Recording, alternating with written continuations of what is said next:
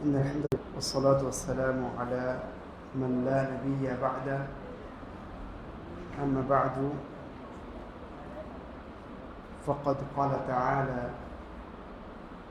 فاسألوا أهل الذكر إن كنتم لا تعلمون اللهم فقهنا في الدين اللهم إنا نسألك علما نافعا ورزقا طيبا وعملا متقبلا اللهم إنا نعوذ بك من علم لا ينفع ومن قلب لا يخشع ومن دعوة لا يستجاب لها সম্মানিত উপস্থিতি, আমরা জুমার সালাত পরবর্তী সময়ে প্রশ্নোত্তর পর্বের জন্য বসেছি। মহান রব্বুল আলামিনের কাছে তৌফিক প্রার্থনা করছি তিনি যেন আপনাদের প্রশ্নগুলোর সঠিক জবাব দেওয়ার তৌফিক দান করেন এবং এর মাধ্যমে আমাকে ও আপনাদেরকে উপকৃত করেন। আল্লাহুম্মা আমিন। প্রথম প্রশ্ন, ইসলাম ধর্মে নারীদের জন্য পর্দা করা ফরজ করা হয়েছে। প্রশ্ন হলো, উক্ত ফরজ পর্দা পালন করতে হলে কি চেহারাও ঢেকে রাখতে হবে, নাকি চেহারা খোলা রাখলেও ফরজ পর্দা হয়ে যাবে? দয়া করে একটু দলিল সহ বুঝিয়ে বলবেন। যে আয়াতটি আমি খুতবাতে বলেছিলাম সেখানে ইউদনিনা আলাইহিন্না মিন জালাবিবিহিন, কোরআন বলছে যে নারী মুমিনা নারীদেরকে আপনি বলে দিন তারা যেন তাদের উপরে জিলবাব ঝুলিয়ে দেয়। তো জিলবাব এমন পোশাক যা মাথা থেকে পা পর্যন্ত ঢেকে যায়।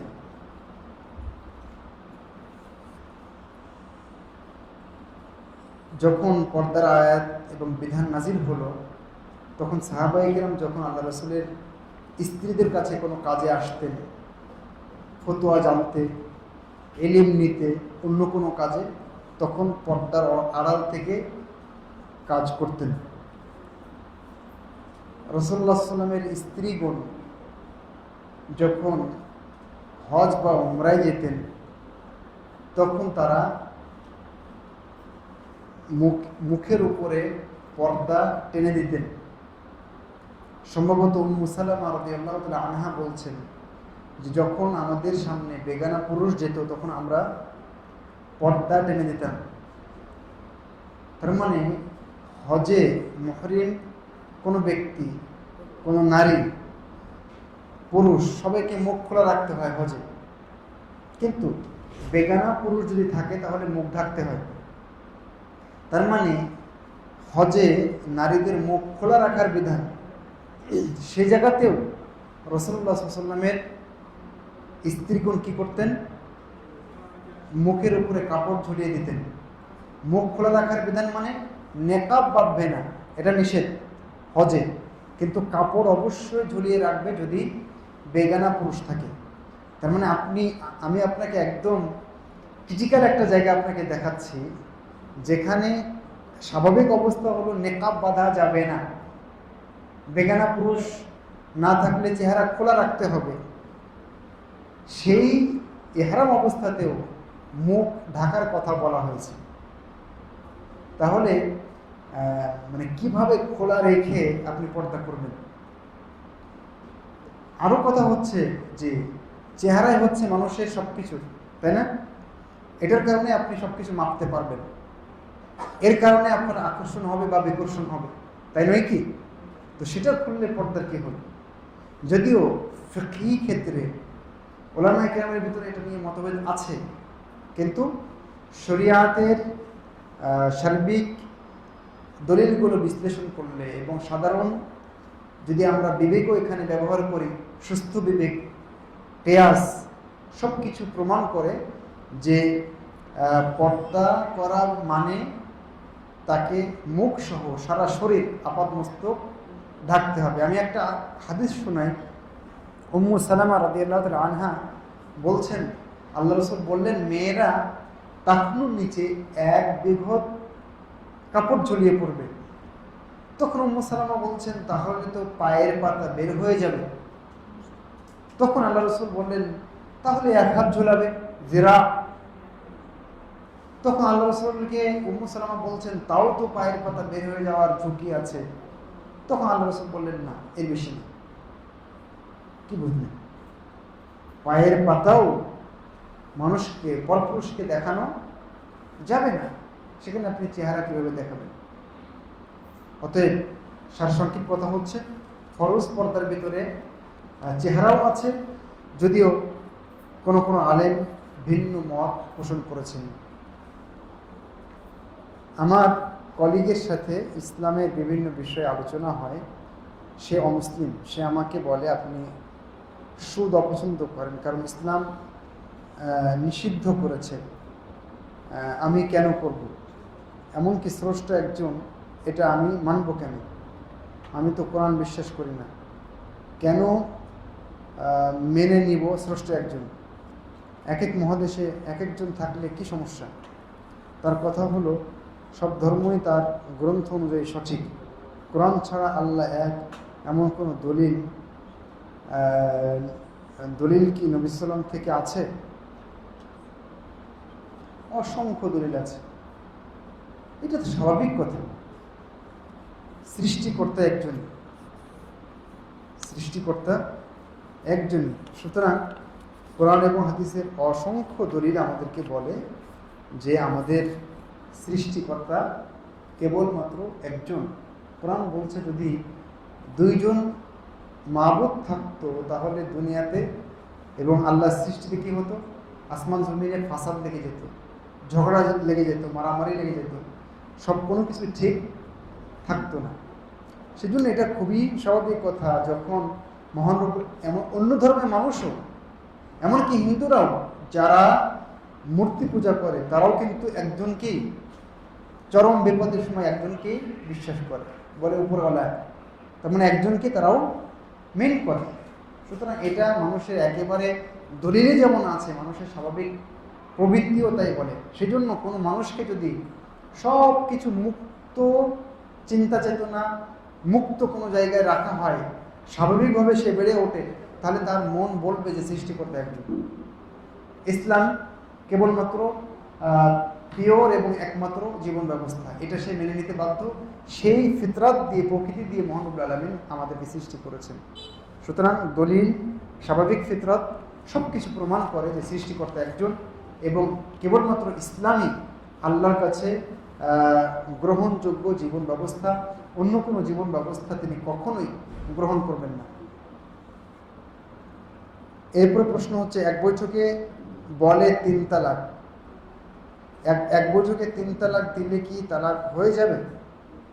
ওমরের সময় যে 3 তালাক এক সময়ে ছিল, তালাক হয়ে যাবে, একটি প্রথা চালু করা হয়েছিল, তাহলে রাসূল সাল্লাল্লাহু আলাইহি ওয়াসাল্লাম হাদিস কি রহিত হয়ে যাবে? উত্তর হচ্ছে, এক বৈঠকে 3 তালাক শুধু নয়, 300 তালাক দিলেই 1 তালাক হবে। যদিও ওমর রাদিয়াল্লাহু আনহু এক বৈঠকে 3 তালাক দিলে 3 তালাক কাউন্ট করতে, গণ্য করতে বলেছিলেন, ফতোয়া দিয়েছিলেন, আইন করে দিয়েছিলেন। কেন করেছিলেন? ওই সময় তালাকের পরিমাণ বেড়ে যাওয়ার কারণে এটা যেন শক্তভাবে মানুষ নেয়, সেজন্য উনি এই সিস্টেমটা চালু করেছিলেন। আর ওমর রাদিয়াল্লাহু আনহুর এই নিয়ম চালু করার কারণে একসাথে, মানে 3 মাসে 3 তালাক দেওয়ার যে নিয়মটা কোরআন বলছে, ওয়াল মুতাল্লাকাতু ইয়াতারাব্বাসনা বিআনফুসিহিন্না সালাসাতা কুরু, এই নিয়মটা রহিত হয়ে যায়। কারণ কোন সাহাবীর আমল দিয়ে কি হয় না, আল্লাহ রাসূলের জীবদ্দশায় ছাড়া, যখন ওহী নাযিল হয়েছে তখন ছাড়া কোনো আইন, ইসলামের কোনো বিধান রহিত হয় না।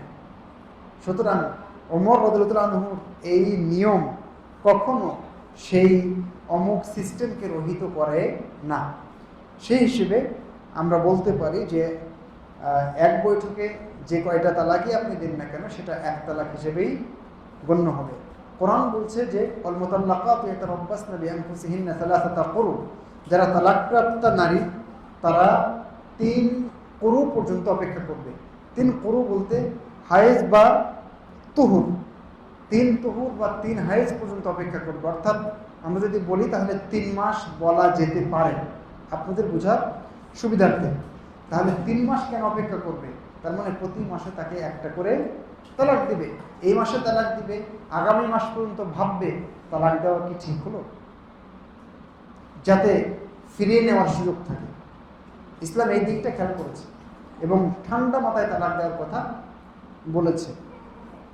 আশা করছি আপনার কাছে বিষয়টা ক্লিয়ার হয়েছে। 3 তালাকের এই ফতোয়া নিয়ে ভিন্ন মত থাকলেও এটাই অগ্রাধিকারযোগ্য ফতোয়া। হানাফি মাযহাবের ফতোয়া আছে যে এক বৈঠকে 3 তালাক দিলে ওটা 3 তালাকই গণ্য হবে। তবে যখন ওই মাইনকার চিপায় পড়ে যায় তখন আমাদের কাছে ফতোয়া নিতে আসে। অসংখ্য মানুষ জামিয়া সালাফিয়াতে আমার কাছে আসে ফতোয়ার জন্য, বলে আমার সমাজে সবাই ফতোয়া দিচ্ছে যে 3 তালাক এক বৈঠকে দিয়েছেন, হয়ে গেছে, আর হিল্লা বিয়ে ছাড়া হবে না। হিল্লা বিয়েও এটা আর একটা সামগ্রিক ধোঁকা। এটা হলো ভাড়াটিয়া শায়ের সাথে আল্লাহ রাসূল এটাকে তুলনা করেছে। তো একটা রক্ষা করতে গিয়ে, মাযহাবী একটা ফতোয়া রক্ষা করতে গিয়ে মানে আরো গর্হিত কাজ এখানে আমরা ঢুকিয়ে দিচ্ছি। তখন কিন্তু এই মাসালাতে তারা সালাফিদের, আহলে হাদিসদের শরণাপন্ন হচ্ছেন। তো যাই হোক, আমরা মাসলা মাসাইলের ক্ষেত্রে অবশ্যই চেষ্টা করব সবসময় মধ্যম পন্থা অবলম্বন করতে, হার্ড লাইনে না যেতে, কোরআন হাদিসের সাথে যেটা বেশি মিলে যায় সেটা গ্রহণ করতে। সেটা হানাফি মাযহাবে থাক, আর হাম্বলি মাযহাবে থাক, আর মালিকি কিংবা শাফি মাযহাবে থাক, কিংবা ভিন্ন কোনো মাযহাবে থাক। কবর সংরক্ষণের জন্য ইট দিয়ে প্রাচীর দেওয়া যাবে কি? যাবে, কোনো সমস্যা নেই। কিন্তু প্রত্যেকটা কবর আলাদা আলাদা করে ঘেরা দরকার নেই। পুরো কবরস্থান ইট দিয়ে যে কোনো বা স্টিল দিয়ে যে কোনোভাবে আপনি ঘিরতে পারবেন কবরস্থানের পবিত্রতা রক্ষার জন্য। ওখানে যেন কুকুর না ঢোকে, খালি পায়ে কেউ কবরের উপরে না যায়, কেউ যেন মলমূত্র ত্যাগ না করে, বিভিন্ন কারণে এর পবিত্রতা রক্ষার দরকার আছে। আপনি দেওয়াল দিতে পারবেন, কোনো সমস্যা নেই। তবে ভিন্ন ভিন্ন প্রত্যেকটা কবরে পাকা করবেন, সেটা ইসলাম নিষেধ করেছে। 2 রাকাত সালাতে বসার সঠিক নিয়ম কি? সঠিক নিয়ম হচ্ছে 4 রাকাত পড়ে যেমন আপনি তাওয়াররুক করেন, অর্থাৎ পাটা বাম পাটা ডান পায়ের নিচ দিয়ে ঠেলে দিয়ে নিতম্বের উপরে বসেন, এভাবে বসতে পারবেন। অথবা প্রথম বৈঠকে আপনি বাম পা ভাঁজ করে দিয়ে এর উপরে যেভাবে বসেন, এটাও করতে পারবেন। অর্থাৎ 2 রাকাত বিশিষ্ট সালাতে আমি আপনাদেরকে সূত্র বলি, যে সালাতে মাত্র একটা বৈঠক, এই সালাতের শেষ বৈঠকে আপনি দুটোই করতে পারেন, এটাও করতে পারেন, ওটাও করতে পারেন। তবে আমার কাছে যেটা বেশি অগ্রাধিকারযোগ্য ফতোয়া সেটা হচ্ছে যে সালাতে 2টা তাশাহুদ নাই, 2টা বৈঠক নাই, সেই সালাতের শেষ বৈঠকে পায়ের উপরে বসাই বেশি ভালো। আর যে সালাতে 2টা বৈঠক আছে সেই সালাতে প্রথম বৈঠকে পায়ের উপরে বসবেন, আর শেষ বৈঠকে পা বের করে দিয়ে নিতম্বের উপরে বসবেন। এটাই বেশি সুন্নাহর কাছাকাছি। তবে ভিন্ন মতও আছে, আল্লাহু আ'লাম। আমার আপন খালু কি আমার স্ত্রীর জন্য মাহরাম হবে নাকি গায়ের মাহরাম হবে? গায়ের মাহরাম হবে, মাহরাম হবে না। আমার একটা বই আছে, নতুন বের হয়েছে, পর্দা কার সাথে এবং কিভাবে। এই বইটা আপনারা সংগ্রহ করবেন। এই বইটাতে খুব গুরুত্বপূর্ণ তথ্য পাবেন। সেখানে মাহরাম এবং গায়ের মাহরামের তালিকা বলা আছে, তাদের সম্পর্কে বিস্তারিত বলা আছে। পর্দার ব্যাপারে আমাদের দেশে অনেক আলোচনা আছে যে পর্দা করতে হবে, না করলে কি ক্ষতি, করলে কি উপকার, কোরআন হাদিসের বক্তব্য, যুক্তি, অনেক কিছু আছে। কিন্তু কার কার সাথে পর্দা করতে হবে, কে কে এগানা, কে কে বেগানা, এর বিস্তারিত তালিকা এবং বিবরণটা খুব কম পাওয়া যায়। তো আমি এই বইয়ে উল্লেখ করেছি, সেখানে আপনার খালুর কথাও আছে, সে মাহরাম হবে না। দাবি আদায়ের জন্য রাস্তা অবরোধ, মিছিল হারাম। তবে সরকার অথবা অন্য ক্ষমতাধর থেকে অধিকার আদায়ের জন্য দোয়া সহ আর কি করণীয়? নসিহত করুন, তাকে বলতে থাকুন। আপনার পরিচিত যারা তার কাছে কথা পৌঁছে দিতে পারবে, যার কথা সরকার প্রধান শুনবে, এরকম কারোর সাথে যোগাযোগ করুন। আর শান্ত উপায়ে যদি রাস্তায় নামা লাগে, মানুষকে কষ্ট না দিয়ে, সেটাও আপনি আশা করা যায় করতে পারবেন। যেমন মানববন্ধন, যেটা রাস্তার এক সাইড দিয়ে হয় মানুষের কষ্ট না দিয়ে, সেটাও করা যেতে পারে, যদিও এখানে অনেক আলেম নিষেধাজ্ঞা দিয়েছেন এইভাবে, আল্লাহু আ'লাম। তবে আমার মনে হয় নসিহত সর্বোপরি আপনার কথাটা পৌঁছে দেওয়া, তারপরে আধুনিক মিডিয়াতে লেখালেখি করা, কাউকে কটাক্ষ না করে নসিহতমূলক, এগুলো পদ্ধতি আমরা অবলম্বন করতে পারি। আরেকজন প্রশ্ন করেছেন, শেখ হাত ছেড়ে সালাত আদায় করার বিধান কি? এ সম্পর্কে যে হাদিস বর্ণিত হয়েছে সেটা কি সহিহ? বিস্তারিত জানাবেন। হাত বেঁধেই সালাত পড়তে হবে। ইবনু খুজাইমাতে ওয়াইল ইবনু হুজুরের যে হাদিস আছে, সেখানে ওয়াইল ইবনু হুজুর বলছেন, আমি আল্লাহ রাসূলকে সালাত আদায় করতে দেখেছি, তিনি ডান হাতকে বাম হাতের উপর রাখলেন এবং বুকের উপরে রাখলেন। সহিহ বুখারীতে জেরা আলা জেরা বলা হয়েছে, হাত বাঁধার কথাই বলা হয়েছে। এটা হলো জেরা, এর উপরে বামটার উপরে ডানটা রাখতে বলা হয়েছে। হাত বাঁধার অনেক হাদিস, সুতরাং হাত বাঁধাই সুন্নাহ। তবে ইমাম মালিকের একটা ফতোয়া আছে, যদিও সেটা রাজেহ বা অগ্রাধিকারযোগ্য ফতোয়া নয়। উনি বলেছেন যে সালাতে হাত বাঁধলে এটা ঠেস দেওয়া হয়, আর সালাতে ঠেস দিয়ে কোনো কিছুর সাথে হেলান দিয়ে দাঁড়ানো যাবে না, অতএব হাত বাঁধতে হবে না। ইমাম মালিকের এরকম একটা ফতোয়া আছে, যদিও ফতোয়াটা মারজুহ, অগ্রাধিকারযোগ্য নয়। তো সেই ফতোয়ার আলোকে কেউ কেউ হাত বেঁধে না বেঁধে সালাত আদায়ের ফতোয়া দিয়েছে, বিশেষ করে মালিকি মাযহাবে। তবে জমহুর উলামায়ে কেরাম হাত বেঁধে সালাত আদায় করার কথাই বলেছে এবং হাদিসের বক্তব্য সেটাই। তবে এখানে আপনাদেরকে একটা কথা বলি, যদি কাউকে আপনি হাত ছেড়ে দিয়ে সালাত আদায় করতে দেখেন, তাহলে বলে দেওয়া ঠিক না যে তোমার সালাত হয়নি। কেন? যদি উনি মালিকি এই মাযহাবটা অনুসরণ করে এই কাজটা করে, তাহলে আশা করি তার সালাত হয়ে যাবে। কেন হয়ে যাবে? কারণ সালাতে হাত বাঁধা কিন্তু রুকুনও নয়, সালাতের ওয়াজিবও নয়, এটা সালাতের মুস্তাহাব বিষয়। সুতরাং একটা মুস্তাহাব ছেড়ে দিলে তার সালাত হয়নি মর্মে ফতোয়া দেওয়া কঠিন।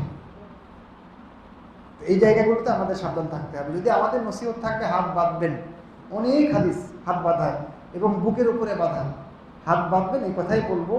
কিন্তু যদি কেউ হাত না বাঁধে এবং ইমাম মালিকের এই ফতোয়াকে গ্রহণ করে, তাহলে আমরা বলবো যে আপনার সালাত হয়ে যাচ্ছে, তবে আপনি ফিরে এসে যদি এই ফতোয়া গ্রহণ করেন, এটাই আপনার জন্য উত্তম। তবে মনে রাখবেন, শিয়ারা কিন্তু হাত ছেড়ে দিয়ে সালাত আদায় করে। জানি না ওরা কোন ফতোয়া নিয়েছে, ওদের তো আবার হাদিস অন্যরকম, ওদের তো আবার কোরআনের আয়াতও আলাদা আছে। কেউ যদি কর্ম ব্যস্ততার কারণে নিয়মিত কাছের আত্মীয়দের খোঁজ খবর না নিতে পারে, তাহলে সে কি গুনাহগার হবে? মানুষ চেষ্টা করবে, আমাকে আপনাকে চেষ্টা করতে হবে, হাজার ব্যস্ত থাকলেও চেষ্টা করতে হবে তাদের খোঁজখবর নেওয়া, দেখা সাক্ষাৎ করা, অন্তত ঈদে পরস্পর সাক্ষাৎ করা যায় কিনা চেষ্টা করা। আপনার মনের দিক দিয়ে দুর্বলতা নাই, ব্যস্ততার কারণে আপনি যোগাযোগ করতে পারছেন না, আশা করছি আপনি আত্মীয়তার সম্পর্ক ছিন্নকারীর আওতাভুক্ত না, কারণ আপনার সদিচ্ছা আছে কিন্তু পারছেন না। ঈসা আলাইহিস সালাম আল্লাহর কালিমা, এই কথাটির ব্যাখ্যা কি? কারণ আমরা জানি আল্লাহর বাণী, আল্লাহর গুণ বা যা সৃষ্ট না। ওই যে আল্লাহ বলেছেন কুন ফায়াকুন, কারণ তার তো বাবা নাই, একান্তই আল্লাহর কুন ফায়াকুন এই বাণী দিয়েই আল্লাহ তাকে সৃষ্টি করেছে। কেউ যদি নিজেকে মুসলিম দাবি করে, তবে ইচ্ছাকৃত দীর্ঘ সময় ধরে সালাত না পড়ে, তবে কি সে কাফের? এবং সালাত না পড়া অবস্থায় হঠাৎ দুর্ঘটনায় সে মারা গেলে সে কি চিরস্থায়ী জাহান্নামী হবে? প্রশ্নটাই স্পষ্টকাতর এবং উত্তরটা একটু লম্বা হওয়া উচিত। তো আমার মনে হয় যে সংক্ষিপ্ত প্রশ্নোত্তর পর্বে এই বিষয়টা নিয়ে কথা না বলি। এই ব্যাপারে আমার ভিন্ন আলোচনা আছে, সালাত পরিত্যাগকারীর বিধান ইউটিউবে সার্চ করলে পেয়ে যাবেন, অন্যান্য আলেম ওলামার আছে, সেখান থেকে আপনারা শুনলে এই বিষয়টা ভালো করে পেয়ে যাবেন। আমি একটু মানে স্পর্শকাতর বিষয়ে একটু খোঁচা মেরে খামাখা ভুল মেসেজ দিতে চাচ্ছি না। শেখ ঋতুবতী মহিলারা কি মসজিদে খুতবা ও দার্সে আসতে পারবেন জ্ঞান অর্জনের জন্য?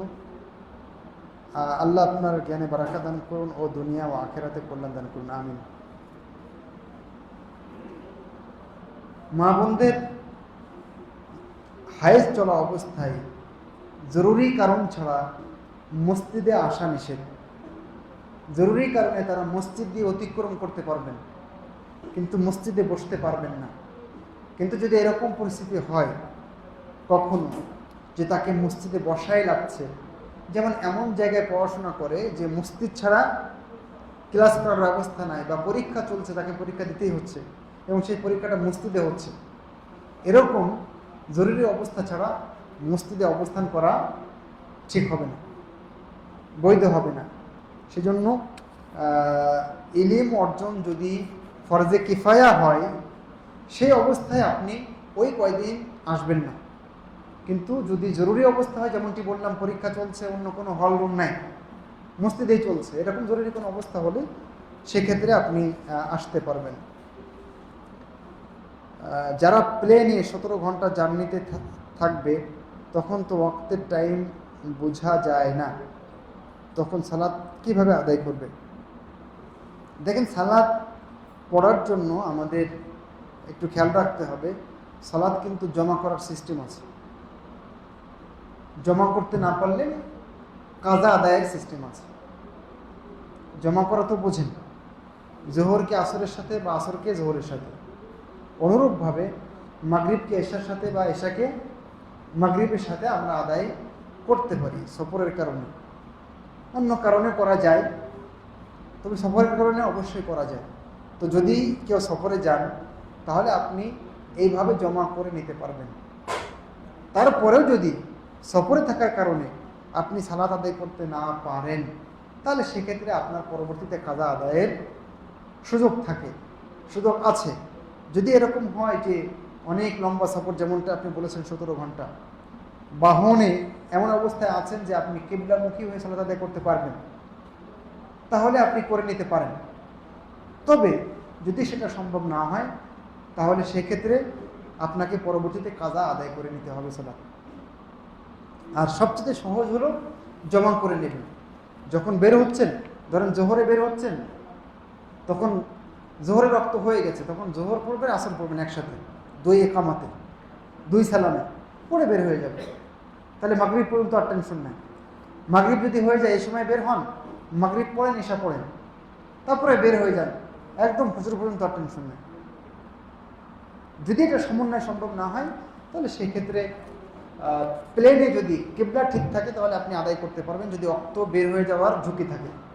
আর যদি সেটাও সম্ভব না হয়, তাহলে পরবর্তীতে কাজ আদায় করতে পারবেন। আল্লাহু আলাম। নারী পুরুষ যদি একসাথে কাজ করে, যেখানে আলাদা পর্দার ব্যবস্থা নেই, সেক্ষেত্রে ওই ইনকাম কি হালাল হবে? যদি সে বৈধ কাজ করে, শ্রম দিয়ে টাকা উপার্জন করে, তাহলে তার টাকাটা বৈধ হবে, কিন্তু কাজটা হারাম হবে। বুঝতে পারেননি? তার এইভাবে কাজ করাটা হারাম হবে এবং সে কারণে গুনাহগার হবে, কিন্তু তার টাকাটা বৈধ হবে, যেহেতু টাকাটা সে কাজ করে নিচ্ছে এবং ওই কাজে সে যোগ্য, পরিশ্রম করে নিচ্ছে।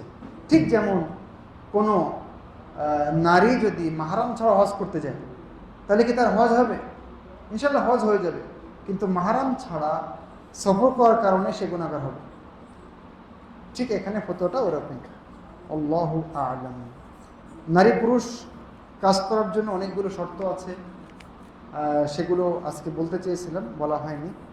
তার ভিতরে একটা শর্ত হলো যে আলাদা পরিবেশ হতে হবে, ফ্রি মিক্সিং হলে হবে না। আমি একটি এনজিওর কাছে জমি বিক্রয়ের জন্য চুক্তিবদ্ধ হয়েছি। এনজিওটির ঋণ প্রোগ্রামের মূল কাজ। তারপরে সেক্ষেত্রে জমি বিক্রয় তাদের কাছে কি এটা ও দর্শনীয় কিনা? আচ্ছা আচ্ছা, এটা এনজিওর কাছে বেচেন আর ব্যক্তির কাছে বেচেন, কোনো সমস্যা না। সমস্যা হচ্ছে মানে আপনি কোন পদ্ধতিতে বিক্রি করছেন, এটা এখানে স্পষ্ট আসেনি। আপনার প্রশ্ন কি? আপনি একটু যদি স্পষ্ট করেন প্রশ্নটা। যে একটা এনজিও তারা ঋণ প্রোগ্রামে কাজ করে, ক্রেডিট প্রোগ্রামে, জমিটা তাদের কাছে বিক্রি করার চুক্তিবদ্ধ হয়ে গেছে আর কি। এখন যেহেতু তারা ঋণের কাজ করে, তার কাছে জমি বিক্রয় করা কি আমার আরাম হবে বা দূষণীয় হবে? এটাই আমার প্রশ্ন। ও, বুঝতে পেরেছি। মানে তারা যেহেতু ঋণের মতো একটা হারাম কাজে জড়িত, তাহলে তার কাছে কি আমি জমি বিক্রি করতে পারবো? এই হলো প্রশ্ন। দেখেন, আপনার খাবার যেন, হাদিস বলছে যে লা ইয়াকুল তুআমাকা ইল্লা তাকি, তোমার খাদ্য যেন তাকি বা মুত্তাকি ছাড়া অন্য কেউ না খায়। তো চেষ্টা করেন আপনার জমি বিক্রয়, আপনার লেনদেনটা ভালো মানুষের সাথে যেন হয়, এটা আপনি চেষ্টা করেন। কিন্তু যদি সেটা সম্ভব না হয়, তাহলে হিন্দুর কাছেও আপনি জায়গা বেচতে পারবেন, হিন্দুর কাছেও আপনি লেনদেন করতে পারবেন, ক্রয় বিক্রয় করতে পারবেন, লেনদেন করতে পারবেন, কোনো সমস্যা নেই। কারণ আপনি জমি বিক্রি করছেন, সে কি করবে সেটা তার হিসাবে। কিন্তু আমি প্রথম যেটা পরামর্শ দিয়েছি, এড়িয়ে চলা উচিত, ভালো জায়গায় জমিটা দেওয়া উচিত, যারা ভালো কাজ করবে, ভালো কাজ করে। জি,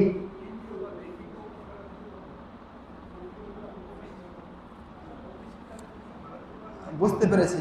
যদি সেখানে স্রেফ সুদি লেনদেন হয়, তাহলে জেনে বুঝে অন্যায় কাজে সহযোগিতা করা যাবে না। আপনি অন্য জায়গায় ভাড়া দেন, এটাই আপনার জন্য।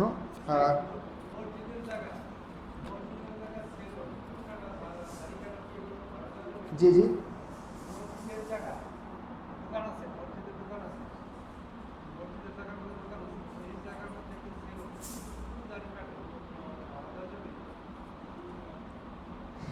এটা আগের মতোই। মানে অন্যায় কাজ হচ্ছে, সেটা মসজিদের জায়গা হোক আর আপনার ব্যক্তিগত জায়গা হোক, অন্যায় কাজে আপনি সহযোগিতা করতে পারেন না।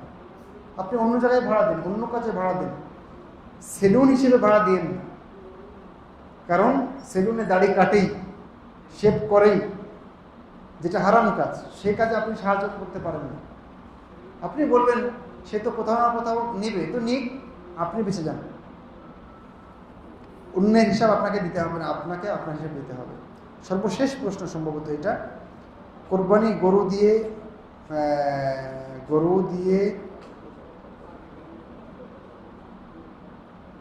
কয়জনে নাকি দেওয়া যাবে, এই প্রশ্নটা কার? বলেন তো একটু প্রশ্নটা, কয়জন এটা?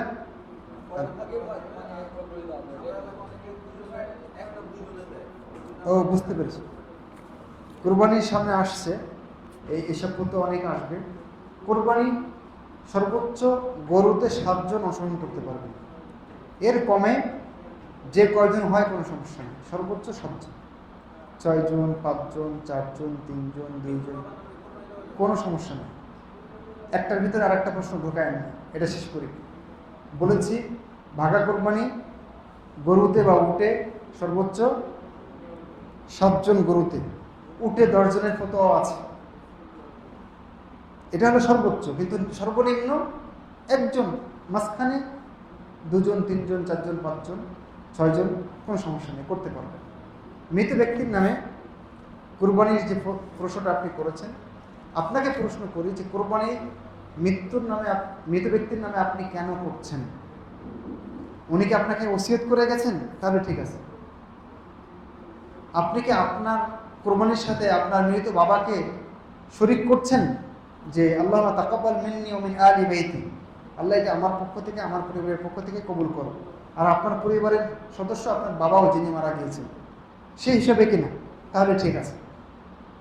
আর একটা হলো আপনার বাবা ওসিয়তও করে যাননি, বা আপনার কোরবানির সাথে বাবাকে শরীক করছেন না, বাবার নামে আলাদা কোরবানি কিনছেন।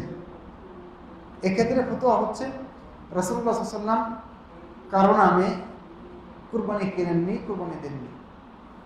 তার খুব প্রিয় স্ত্রী খাদিজা রাদিয়াল্লাহু তাআলা আনহা অনেক আগে মারা গিয়েছেন, কিন্তু কুরবানি দেননি। আল্লাহ রাসূলের জীবদ্দশায় তার সবগুলো ছেলে মারা গিয়েছেন, কারণ নামে তিনি কুরবানি করেন। আল্লাহ রসুলের জীবদ্দশায় তার একাধিক মেয়ে মারা গিয়েছেন, কারণ নামে তিনি পরবর্তীতে কুরবানি দেননি। আল্লাহ রসুল মারা যাওয়ার পরে অনেক সাহাবী বেঁচে ছিলেন, আবু বকর, ওমর, ওসমান, যারা আল্লাহ রসুলকে কলিজার চেয়েও বেশি ভালোবাসতেন, কিন্তু কেউ আল্লাহ রসুলের নামে কোরবানি করেননি। সুতরাং যা আল্লাহ রসুল করেননি, আবু বকর, ওমর, ওসমান করেননি, তা আমরা করব না। তাহলে কি করব?